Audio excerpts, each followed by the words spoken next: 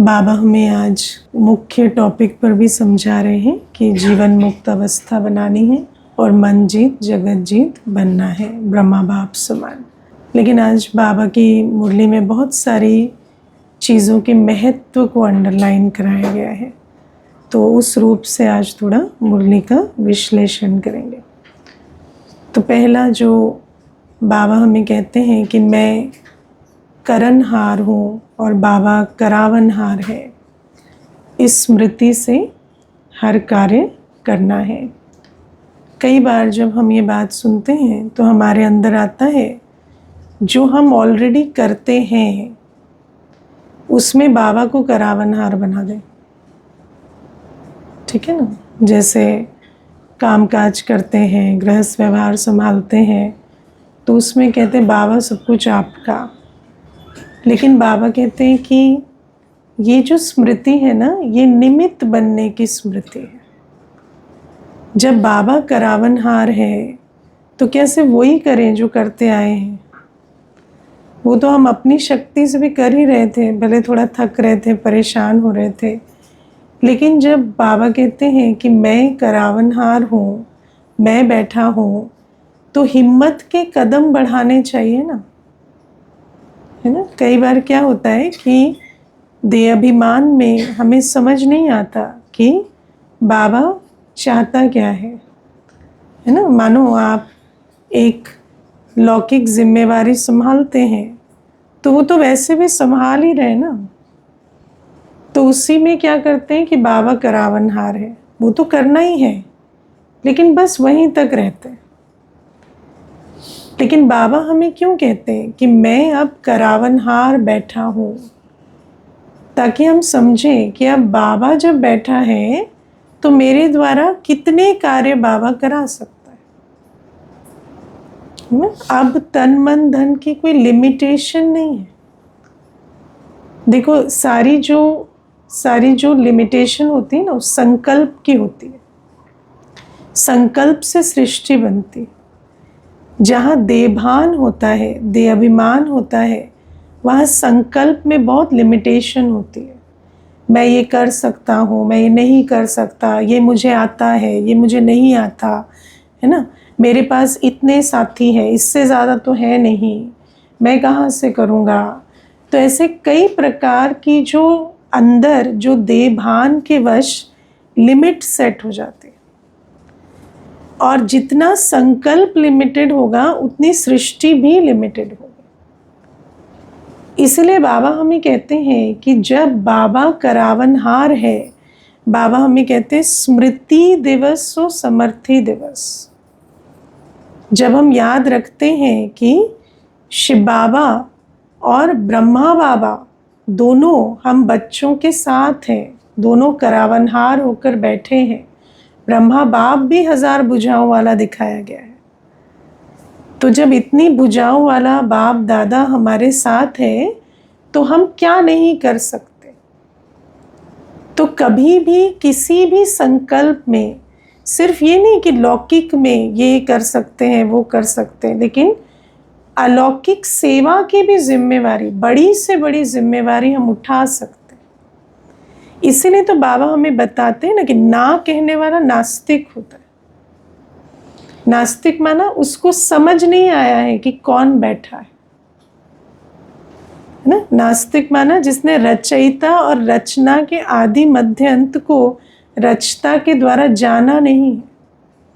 जो जान जाता है वो हमेशा क्या कहेगा, हाँ जी, है ना। कोई भी, चाहे लौकिक जिम्मेवारी आ गई, कोई हिसाब किताब आ गया, कोई सेवा की बड़ी से बड़ी जिम्मेवारी भी मिल गई, तो क्या निकलेगा, करावनहार बाबा बैठा है, क्यों नहीं, हाँ जी, है ना। तो ये बाबा हमें समझाते हैं कि सदैव याद रखो कि करावनहार बाबा बैठा है और हम करनहार हैं, है ना। सिर्फ ये नहीं कि एक तो निमित्त भाव से ह्यूमिलिटी आती है, ठीक है। निमित्त जब आप जो करते हैं वो मैं कर करें तो उसमें देह अभिमान आता है, लेकिन जब समझते हैं कि बाबा करा रहा है, हम कर रहे हैं, तो उसमें ह्यूमिलिटी आती है।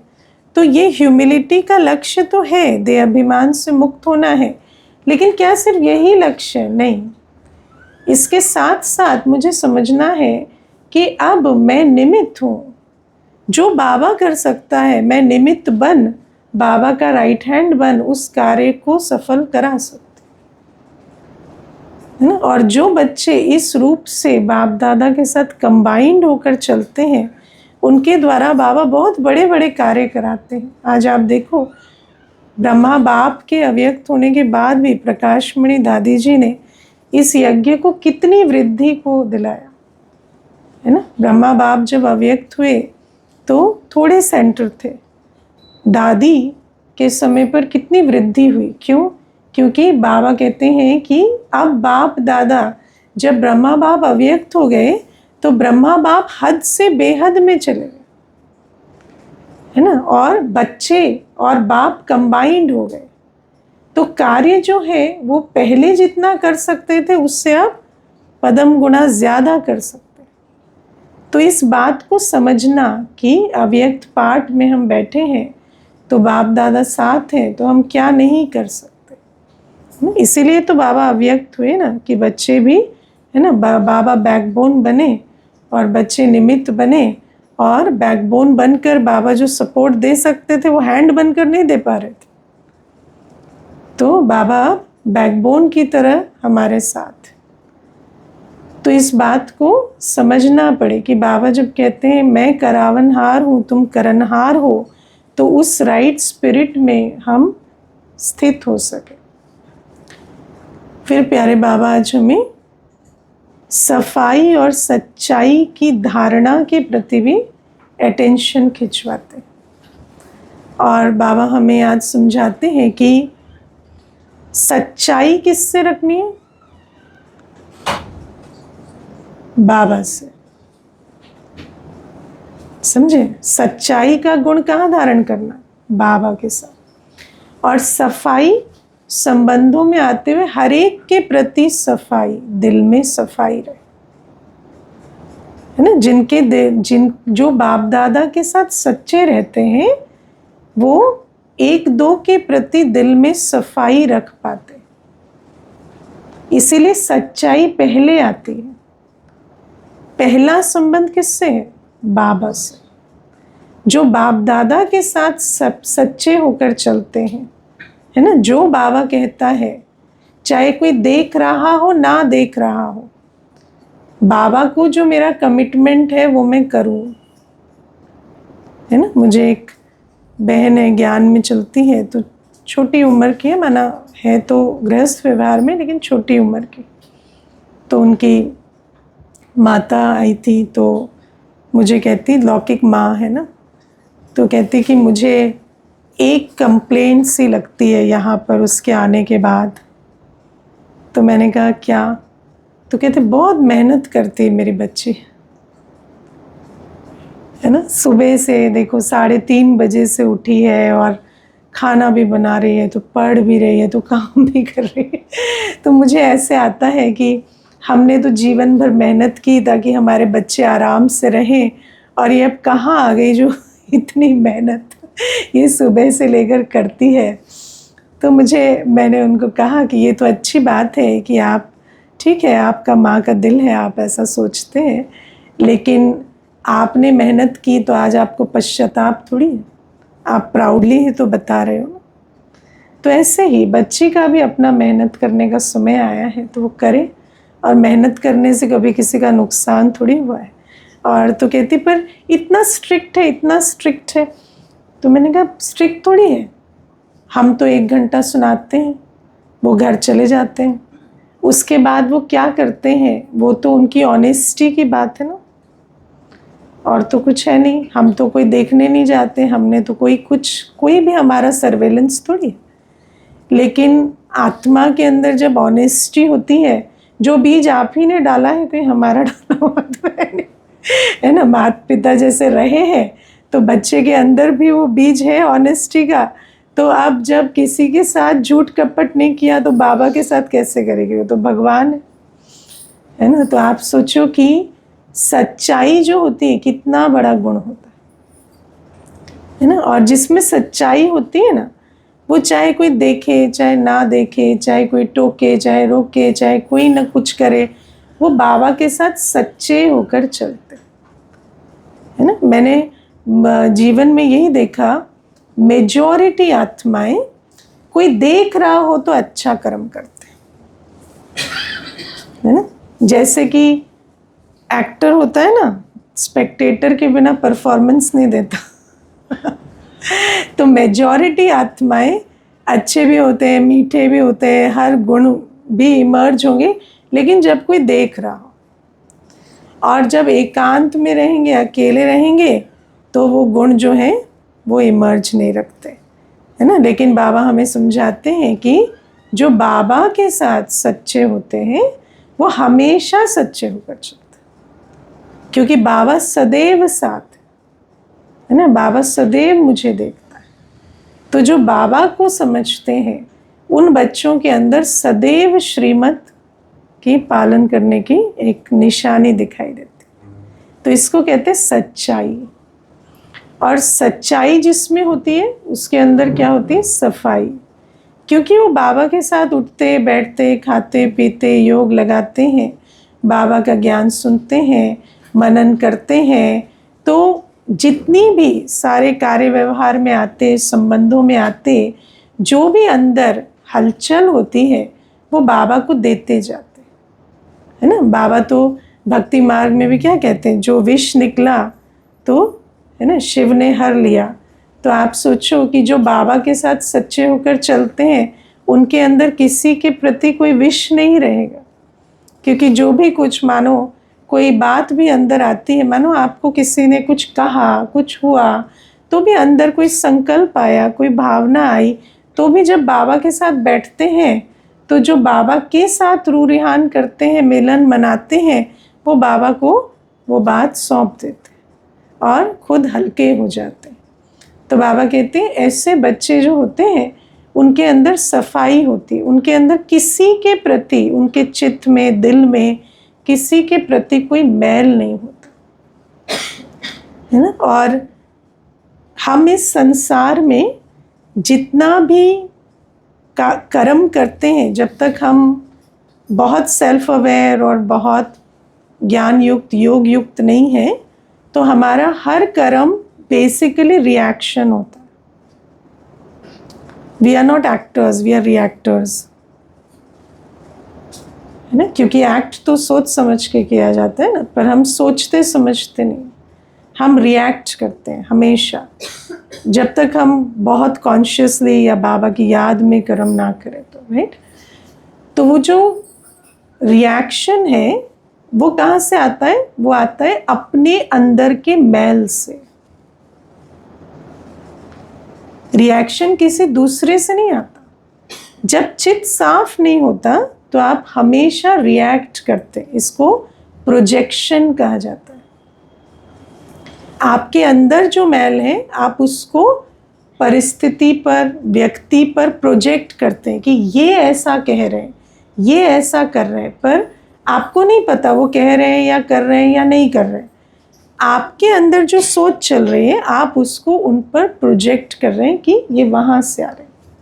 मैं आपको इसके बारे में एक बात बताती हूँ। एक सोशल एक्सपेरिमेंट हुआ था। तो उस सोशल एक्सपेरिमेंट में एक क्लासरूम है, तो उसमें 50 यंग बच्चे बैठे हैं। तो एक नई स्टूडेंट आती है उस क्लास में फर्स्ट टाइम। तो उस टीचर जो है वो उस स्टूडेंट को खड़ा करते हैं क्लास के सामने और उस स्टूडेंट को पूछते हैं कि ये जो सामने भाई बैठा है ये आपके बारे में क्या सोच रहा है। तो स्टूडेंट कहती है ये सोच रहा है कि ये क्यों आ गई, हम लोग ऑलरेडी इनफ थे। तो जब उसको पूछा गया उस स्टूडेंट को कि आप क्या सोच रहे हैं, तो कहते मैं तो सोच रहा था बहुत सुंदर है ना। फिर ऐसे दूसरे को पूछते हैं, एक कन्या को, कि आप क्या सोचते हैं, इसको पूछते हैं कि आप क्या सोच रहे हो, आपके बारे में क्या सोच रही है। तो कहते वो सोच रही है कि ये बहुत एरोगेंट है। तो उसको पूछते तो कहती she has very pretty earrings. तो ऐसे करके 50 लोगों को पूछा जाता है क्लास में, और हर एक का ओपिनियन इससे पहले पूछा जाता है कि आपको क्या लग रहा है। तो ये जो कहती है और वो जो कहते हैं बिल्कुल डिफरेंट होता है। तो उस सोशल एक्सपेरिमेंट से मालूम पड़ा कि हम अपने अंदर जो मैल होता है, जो भी अपने अंदर संस्कार हमने अनेक जन्मों से बनाए हैं, हमें वही चीज़ दूसरे की वाणी में सुनाई देती है, दूसरे की दृष्टि में दिखाई देती है, दूसरे के कर्मों में समझ में आती है। तो बाबा हमें समझाते हैं कि ये जो बाबा के साथ जो बच्चे सच्चाई से चलते हैं, उनकी चित्त साफ हो जाती है, क्योंकि वो बाबा की याद में रहते हैं। तो उनके अंदर जो सफाई, विकर्म विनाश होते हैं, उससे आप ये प्रोजेक्शन बंद करते जाते हैं धीरे धीरे। और फिर वास्तव में जब भी आप आत्मा के साथ संबंध संपर्क में आते हैं, तो आपको जो सत्य है वो दिखाई सुनाई देने लगता है ना, जो उनके अंदर के जो भाव हैं। और इंटेंशन मोस्टली गलत नहीं होता है ना, अनटिल अनलेस कितने लोगों को आप जानते हैं जिनका इंटेंशन गलत होता है, नहीं, भाव स्वभाव गलत होता है, किसी का बोलने का तरीका, किसी का एक्सप्रेस करने का तरीका, वो चीज़ें थोड़ी डिफ़िकल्ट होती है। बैड इंटेंशन वाली आत्माएं बहुत कम होती है ना। तो बाबा हमें समझाते, और अगर मानो वो भी है तो वो भी आपको ठीक समझ आएगा। मानो किसी का सच में आपको घात करने का भी इंटेंशन है, तो वो भी आपको समझ में आएगा, तो आप उसमें सावधानी रख सकेंगे और साथ में उसको शुभ भावना भी दे सकेंगे। लेकिन वो तो बहुत माइनॉरिटी होता है। उसके अलावा तो हम कई बार उनके बिहेवियर को देखते हैं, उनकी भावना को नहीं समझ पाते, है ना। जैसे कई बार मैं आपको एक छोटी सी बात बताती हूँ। एक बहन को मैंने देखा, उसको ना सफाई का बहुत रहता था कि सब कुछ साफ, नीट एंड क्लीन रहे। तो जैसे ही कुछ गंदा हो जाएगा ना, वो बिल्कुल अपसेट हो जाती थी, है ना। तो अगर आप, वो कभी भी अपसेट है ना, अगर आप थोड़ा सा ढूंढेंगे आपको पता चलेगा ये चीज़ खराब हो गई, इस वजह से ये अपसेट है। लेकिन हर व्यक्ति को लगता था कि ये मेरे से अपसेट है। लेकिन एक छोटी सी बात समझने से आपको पता चल जाएगा इसको किसी से कोई प्रॉब्लम नहीं है, इसको जब सफाई में प्रॉब्लम आ जाती है, इसको ये अपसेट हो जाती है ना। तो अगर आपको उतना समझ आ जाए तो आप उस चीज़ को कभी पर्सनली नहीं लेंगे। तो बाबा हमें कहते हैं ये जो स्वभाव संस्कार की जो सारी खिटखिट होती है, इससे हम कैसे निकलेंगे, जब हमारे अंदर सफाई होगी। तो हम आत्मा के भाव स्वभाव को जानकर उनके साथ चल सकेंगे और उनके साथ हम समीप संबंध में आ सकेंगे और फिर संग का रंग लगा सकेंगे। क्योंकि क्या होता है, संग का रंग क्यों नहीं लगता, क्योंकि ये जो टकराव या लगाव, ये बीच में वो वाइब्रेशन रहती। तो ये भी बाबा हमें आज सच्चाई सफाई, जिसको हम बहुत साफ शब्दों में कहते हैं कि जैसे अगर आप एक आईने में चेहरा देख रहे हैं और गंदा नज़र आ रहा है, तो दो पॉसिबिलिटी है, या तो आईना गंदा है या चेहरा गंदा है ना। तो कई बार आप चेहरा साफ कर रहे हैं पर गंदा है आईना। तो बाबा हमें कहते हैं ऐसे ही हम सबको करेक्ट कर रहे हैं, है ना। ये ऐसा कर रहा है, वो वैसा कर रहा है, उसके अंदर ये प्रॉब्लम, वो प्रॉब्लम, लेकिन एक्चुअली हमारे मिरर में प्रॉब्लम। और जब अंदर सफाई होती है तो आपको सब समझ में आने लगता है। अच्छा, मानो कोई दाग भी है तो कोई बड़ा दाग नहीं है, इससे ऐसे डील किया जा सकता है। तो ये भी बाबा हमें आज समझ देते हैं। हमारा, हाँ, हमारा जो perception, that is the mirror. फिर बाबा आज हमें समझाते हैं मुरली का महत्व, है ना। बाबा हमें कहते हैं बाबा परमात्मा मुरली में हमसे बात करते हैं, ठीक है। और मुरली में ही बाबा समझानी देते हैं, शिक्षा देते हैं, सावधानी देते हैं, डायरेक्शंस देते हैं, होमवर्क देते हैं, सब कुछ मुरली में देते हैं। बाबा परमधाम से मुरली सुनाने आते है ना। योग भी बाबा मुरली में सिखाते हैं कि कैसे लगाना, तो इसीलिए बाबा कहते हैं जिसको मेरे से प्यार है उसको मुरली से भी प्यार होना चाहिए, है ना। कई बार बच्चे कहते हैं मुझे बाबा से प्यार है ना। अच्छा, आज की मुरली में क्या था वो तो मैंने पढ़ी नहीं, वो तो नहीं पता। किस बाबा से प्यार कर रहे हो? बाबा तो मुरलीधर है, अगर मुरली से प्यार नहीं है मुरली बजाने वाले से प्यार है तो मुरली से भी तो प्यार होना चाहिए, है ना। तो बाबा कहते हैं रोज मुरली जो है, ज्ञान की मुरली, काठ की मुरली नहीं, है ना, ज्ञान की मुरली सुननी है। तो ये बात बाबा आज हमें अंडरलाइन कराते हैं। और बाबा कहते हैं जो होमवर्क बाबा मुरली में देते हैं, है ना, कई बार सुन तो ली, लेकिन बाबा ने किन बातों पर अटेंशन दिलाया, क्या करने को कहा, वो हमने ध्यान ही नहीं दिया। तो बाबा कहते हैं ऐसे नहीं, हम बच्चों को बाबा मुरली में जो होमवर्क दे रहे हैं, सारे दिन किन चीज़ों पर अटेंशन देना है, क्या धारण करना है, क्या सेवा करनी है, इस पर भी हमारा फोकस होना चाहिए। और बाबा कहते हैं मैं कभी भी पूछ लूँगा, पेपर लूँगा कि आज मुरली सुनी, तो जो ना कहेगा वो फेल, है ना। और तब क्या हमारा पहला संकल्प क्या होता है, बस आज ही नहीं सुनी थी, है ना। आप किसी को भी आप देखना, कोई भी किसी की भूल पकड़ी जाए तो सबसे पहले क्या कहते हैं, पहली बार हुई थी मेरे से, तो रोज़ तो देखते नहीं हो जब ठीक करता हूँ, और पहली बार हुई थी। तो भूल का नियम ही है, टेस्ट ऐसे ही लिया जाता है। इसीलिए अभूल बनना है तो कभी भी मिस नहीं करना। सुनी और याद नहीं रही तो वो सुनी अनसुनी हो गई है ना। देखो मेमोरी लॉस तो हमें नहीं है, अगर हम मेमोरी लॉस के शिकार होते तो हम बहुत शांत होते। हमारी तो सारी बेसिक प्रॉब्लम ही है ना, हम भूल नहीं पा रहे कि नहीं। हमारे जीवन में कितना सुकून होता अगर हमें कोई बात याद नहीं रहती, लेकिन हमारी तो प्रॉब्लम ही ये है कि हमें कुछ भूल नहीं रहा है ना। तो इस दुनिया में अगर आपको भूल जा रहे हैं तो वो प्रॉब्लम नहीं है ना, भूलना इज़ अ गुड थिंग। लेकिन बाबा हमें कहते हैं सबसे अच्छी चीज़ क्या है, सिलेक्टिव भूलना और सिलेक्टिव याद रखना, है ना। तो दुनिया में क्या करते हैं, जो सारा व्यर्थ है वो याद रहता है, जो बात काम की है वो भूल जाता है।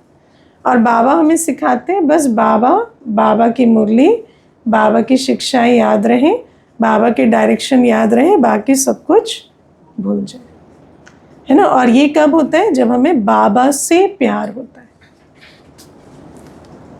क्योंकि आत्मा के अंदर जिसके लिए प्यार होता है उसकी हर बात उससे याद रहती, यही नियम। इसलिए अगर बाबा से प्यार होगा तो बाबा की मुरली, बाबा की शिक्षाएं नहीं भूलेंगे, बाकी सब कुछ भले भूल जाए। तो बाबा हमें समझाते हैं कि मुरली पर रोज अटेंशन देना, कभी भी ऐसा ना हो कि हमारे चार्ट में मुरली मिस हो, और मुरली विधिवत सुननी है ना। मुरली एक फिक्स टाइम पे सुननी होती है रोज, ठीक है। आप लोगों के लिए तो 5 बजे सुबह निर्धारित किया गया है जो ऑनलाइन होती है, फिर जो ऑफलाइन आते हैं उनके लिए फिर बाद में 7:30 बजे, और बाकी सबके लिए जो भी यहाँ से जुड़े हुए हैं 5 बजे ऑनलाइन जाती है तो वो सुनते हैं। और विधिवत सुननी होती है मुरली, जो एक ही नोटबुक पेन लेके एक ही टाइम पर अच्छी अवस्था में फुल कंसंट्रेशन से, और फिर आप रिवाइज करने का जो भी टाइम रखते हैं उसमें रिवीजन करना होता है। तो बाबा हमें कहते हैं कि मुरली कभी मिस नहीं करनी, और मुरली का मनन चिंतन भी सारे दिन करना है। और कभी भी बाबा पूछे और किसी ने नहीं सुनी तो वो फेल, ठीक है। तो ये बाबा हमें कहते हैं। फिर बाबा हमें आज और एक चीज़ अंडरलाइन कराते हैं, ब्राह्मण जीवन ही नहीं सेवा का भी महत्व रखना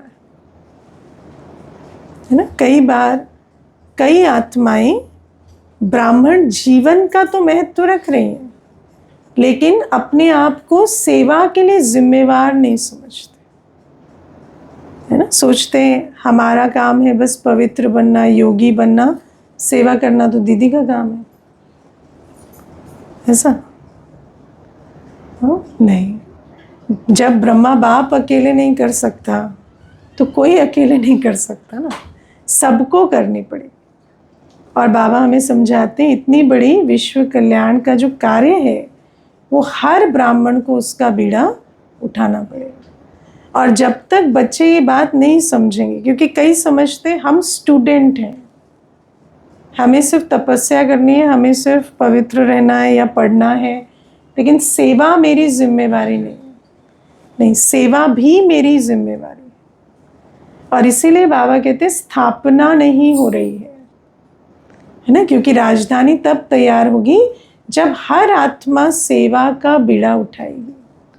तन मन धन से सेवा हर एक को करनी पड़ेगी, है ना। तो ये समझना है कि मैं सिर्फ स्टूडेंट नहीं हूँ, मैं परिवार हूँ, है ना। स्टूडेंट तो सब हैं, जो पढ़ा रहे हैं वो भी पढ़ रहे हैं, है ना। हम भी स्टूडेंट हैं, आप भी स्टूडेंट हैं, सब स्टूडेंट हैं और सब परिवार है। और इस परिवार में हर एक को बीड़ा उठाना पड़ेगा। इसलिए बाबा आज इसको खास अंडरलाइन करा रहे हैं कि सिर्फ ब्राह्मण जीवन नहीं, लेकिन सेवा की भी रिस्पॉन्सिबिलिटी हर बच्चे को लेनी है ना।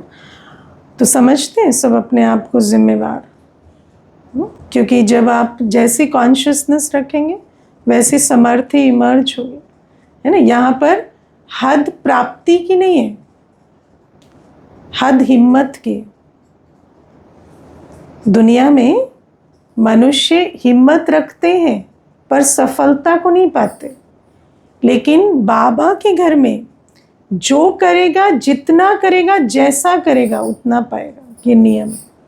तो यहाँ कदम में हिम्मत रखनी, जो हिम्मत रखेगा वो पाएगा, बनेगा, ये निश्चित है ना। तो इसीलिए बाबा हमें रोज़ क्या करते हैं, उठाते रहते हैं। तुम अपने आप को ये नहीं समझो, छोटा नहीं समझो, कमज़ोर नहीं समझो, तुम मास्टर सर्वशक्तिवान हो। क्यों?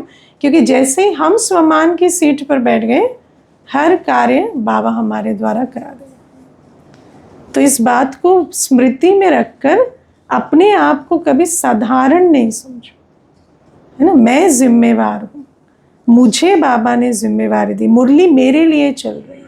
बाबा मुझे जो भी कह रहा है वो मुझे कह रहा है। ऐसे नहीं कि ये पॉइंट तो बाबा, है ना, सेंटर निवासियों को कह रहे हैं, ये तो गृहस्थियों, ये तो कुमार कुमारियों को कह रहे हैं। नहीं, सब कुछ बाबा मुझे कह रहा है, मुझे करना है। ये बात समझकर चले। और फिर आज बाबा हमें मुख्य लक्ष्य देते हैं कि जीवन मुक्त अवस्था, है ना, जीवन मुक्त अवस्था का जो साकार स्वरूप ब्रह्मा बाबा रहे। और बाबा कहते हैं इसीलिए भक्ति मार्ग में ब्रह्मा बाबा को कैसे दिखाया जाता है, कमल पुष्प पर विराजमान। तो बाबा कहते हैं कमल पुष्प पर विराजमान क्यों दिखाते हैं?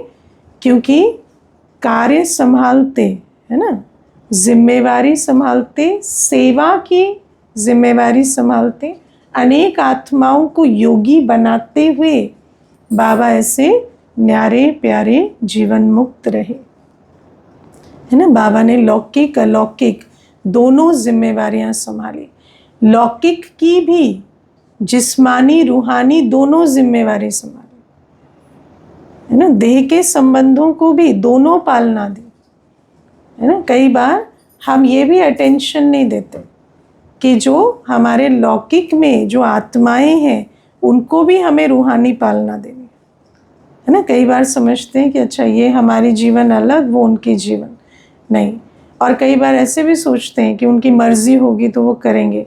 मर्जी तो ठीक है, लेकिन अथॉरिटी अगर आपके पास है तो यूज़ करो, है ना। जैसे आपकी अथॉरिटी थी कि आप उनके लिए स्कूल चुन सको, तो आपने चुना ना, उनको पूछा क्या बच्चे किस स्कूल में जाना है, यू डिसाइडेड फॉर देम। तो आपके अगर जीवन में इतनी अथॉरिटी है जिसके भी प्रति, चाहे आप एक कंपनी चलाते हैं अपने एम्प्लॉयज़ के प्रति, चाहे आप एक राज्य संभालते हैं अपने राज्य के निवासियों के प्रति, चाहे आप एक घर में अथॉरिटी वाले हैं तो उस घर के सदस्यों के प्रति, जिसके प्रति भी आपके पास अथॉरिटी है उस वो अथॉरिटी आपको चॉइस दे रही है ना, टू चूज फॉर देम, तो करो। जब आप हर चीज़ में उनके लिए चूज करते हो, जो भोजन बनाता है वो चूज करता है ना कि मैं हेल्दी डाइट खिलाऊं, तो आपके पास अथॉरिटी है, तो वो अथॉरिटी को यूज करो। हर आत्मा को जिस्मानी रूहानी दोनों पालना मिले, ये अगर मेरी अथॉरिटी है तो मैं उसको इंश्योर करूं। जहाँ नहीं है वहाँ तो उनका पार्ट है ना, लेकिन जहाँ पर है वहाँ मैं करूं। ब्रह्मा बाबा ने भी यही किया। और फिर बाबा कहते हैं जो यज्ञ का कार्य है, क्योंकि मैं अब मेरा अलौकिक परिवार भी है, मैं इस यज्ञ के लिए भी जिम्मेवार हूँ। तो अनेक आत्माएं कैसे योगी बने, ज्ञानी बने, कैसे बाबा के स्थान खुलें, कैसे सेवाएं हों, वो भी मेरी जिम्मेवारी। कैसे उन स्थानों पर सेवाएं चलें, उसका वायुमंडल कैसे बने, वो सब भी मेरी जिम्मेवारी। और ये सब कुछ करते कैसे रहना है? जीवन मुक्त, है ना, क्योंकि मनुष्य को दो चीज़ें खा जाती हैं, एक आलस्य और दूसरा अहंकार। जो कुछ नहीं कर रहे उनको आलस्य खाया पड़ा है, और जो कुछ करते हैं वो मैं में मर जाते हैं, है ना, दुआएं ही नहीं ले पाते। तो इसीलिए बाबा कहते हैं ऐसे नहीं कि हम कुछ नहीं कर रहे और बहुत देही अभिमानी है ना, देह अभिमान दिखा के तो सिखाओ। जो कुछ नहीं करता वो क्या देह अभिमान रखेगा, है ना, उसको तो करो। दो रोटी खाने के लिए भी हाथ जोड़ने पड़ते हैं, है ना, कोई बना के देगा तो खाएंगे, तो वो तो देह अभिमान नहीं रख सकता ना। तो बाबा कहते हैं सब कुछ करते हुए न्यारे प्यारे उपराम रहना है। और बाबा कहते हैं ऐसी अवस्था बनाने के लिए बाबा हमें कई युक्तियाँ सिखाते हैं, क्योंकि बाबा कहते हैं सदा की स्थिति बनाने के लिए रोज़ का अभ्यास चाहिए, है ना। रोज़ कोई भी एक अभ्यास को पकड़ेंगे तो स्थिति जो है वो सदा काल की बन जाएगी। तो वो जो रोज़ का अभ्यास है, बाबा आज हमें कहते हैं मन जीते जगत जीत बनने का अभ्यास करो। अब दुनिया में मन जीत जगत जीत क्या समझते हैं? मन में कोई थॉट ही ना है, इसको जानना। दुनिया की परिभाषा में और बाबा जो हमें समझाते हैं उसमें अंतर है। दुनिया में समझते हैं कि मन जीत बनना माना मन में कोई थॉट ना है, थॉटलेस हो जाए। लेकिन बाबा हमें समझाते हैं आत्मा मालिक है, मन कर्मचारी है। तो जो संकल्प मैं चाहूँ वो मेरे मन में आए, मन में चले, है ना। जिन संकल्पों में मैंने मन को ऑर्डर किया, जिन फीलिंग्स में मैंने ऑर्डर किया, उसमें स्थित रहे ना। जैसे अगर मैंने मन को कहा अभी बाबा को याद करो, अभी परमधाम में बैठो, तो बैठे, ऐसे नहीं भटकने लगे, है ना। अब बाबा आज कहते व्यर्थ संकल्प ना है। व्यर्थ संकल्प क्या होते हैं?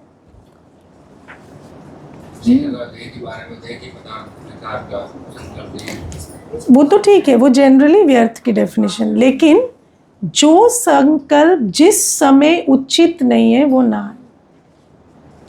देखो दो चीज़ें हैं ज्ञान में, इसको बहुत गुह्य रीति से समझना। एक होता है कर्मों का ज्ञान, बाबा हमें कर्म की गति समझाते। दूसरा होता है समय का ज्ञान, ठीक है। विजडम की डेफिनेशन क्या है? Doing the right thing at the right time. अगर आपको सच में वाइज बनना है तो दो चीज़ों का ज्ञान आपको होना चाहिए, क्या करना है, कब करना है। क्योंकि अगर समय भी राइट नहीं होता तो जो एक समय पर समर्थ कर्म है वो दूसरे समय पर व्यर्थ होता है ना। जैसे कल बाबा मुरली में बता रहे थे, तुम्हें अब इच्छाएं आशाएं नहीं होनी चाहिए, है ना। तो कई पूछते हैं अच्छा तो फिर हमें अभी क्या नौकरी नहीं करनी, ये वो नहीं। ये जो समय है ये पावन बन वर्षा लेने का समय, इसीलिए इस समय और इच्छाएं सब फालतू इच्छाएं। इस समय सब करो पर इच्छा नहीं रखो। ये इच्छा माना रिजल्ट ओरिएंटेड होना नहीं। मुझे क्या करना है सारे दिन, ठीक है, वो तो आपके कर्म बंधन अनुसार आपको करना है, लेकिन मुझे ये मिलना चाहिए उसके पीछे नहीं जाओ, क्योंकि आपको मिलेगा इसकी कोई गारंटी नहीं, और मिल भी गया तो भी विनाशी। इसीलिए समय का ज्ञान बहुत इंपॉर्टेंट है। तो बाबा हमें कहते हैं व्यर्थ भी जो है, जब योग में बैठे हैं तो सेवा का संकल्प भी व्यर्थ है ना। वैसे सेवा का संकल्प बहुत अच्छा संकल्प है, लेकिन योग में बैठे हैं, मुझे अभी बाबा के साथ प्यार की अनुभूति करनी है और मुझे याद आ रहा है कि अच्छा वो जो आत्मा आई थी ना, उसको मैं ये पॉइंट समझाती तो बहुत अच्छा रहता। नहीं, वो गलत है। तो इसका मतलब मेरा मन जो ऑर्डर दिया उस पे नहीं चल रहा।